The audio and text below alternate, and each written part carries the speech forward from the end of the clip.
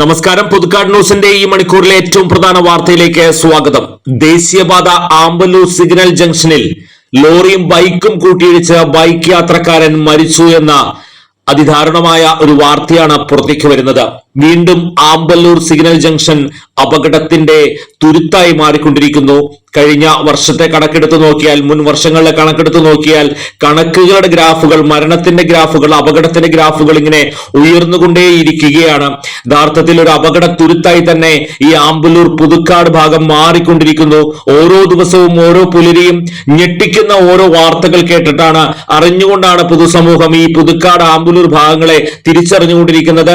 കഴിഞ്ഞ ദിവസം രാത്രിയിലാണ് ഈ അപകടം ഉണ്ടായത്. അതിദാരുണമായ ഒരു സംഭവമായി മാറിയിരിക്കുന്നു. 25 വയസ്സുള്ള ഒരു യുവാവാണ് അപകടത്തിൽ മരണപ്പെട്ടിരിക്കുന്നത്. പാലക്കാട് ആലത്തൂർ സ്വദേശി മുച്ചിക്കാട് വീട്ടിൽ ഷാഹുൽ ഹമീദിന്റെ മകൻ 25 വയസ്സുള്ള നൌഫലാണ് മരിച്ചത്. വെള്ളിയാഴ്ച പുലർച്ചെ 2 മണിയോടെയായിരുന്നു അപകടം. ചാലക്കുടി ഭാഗത്തു നിന്ന് വന്ന ലോറി ടോൾ ഒഴിവാക്കി പോകുന്നതിനായി ആമ്പല്ലൂർ സെന്ററിൽ നിന്ന് കല്ലൂർ റോഡിലേക്ക് തിരിയുന്നതിനിടെ തൃശൂർ ഭാഗത്തു നിന്നാണ് ഈ നൌഫൽ ഈ വാഹനത്തിൽ വരുന്നത്. ഈ ഒരു സമയത്ത് ടോൾ ഒഴിവാക്കി പോകുന്ന ലോറിയിൽ ബൈക്ക് ഇടിക്കുകയായിരുന്നു.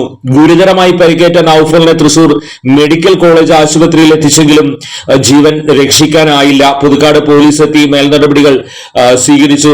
വലിയ ഒരു ദുഃഖകരമായ ഒരു വാർത്തയാണ് ഈ ഒരു നിമിഷം വരുന്നത്. ഇതുപോലെ ദിനംപ്രതി നിരവധി വാർത്തകൾ, നിരവധി കുടുംബങ്ങളുടെ അത്താണികൾ, ജീവിതം രണ്ടറ്റം കൂട്ടിമുട്ടിക്കാൻ വേണ്ടി കഷ്ടപ്പെടുന്ന ഓരോ കുടുംബത്തിന്റെയും ഓരോ ജീവനുകളാണ് ഇത്തരത്തിൽ ഈ ഒരു ഭാഗങ്ങളിലെല്ലാം തന്നെ അപകടത്തിൽ നഷ്ടപ്പെട്ടു പോകുന്നത്. നൌഫല് ഒരു എറണാകുളത്തെ കൊറിയർ സർവീസിലെ ജീവനക്കാരനാണ്.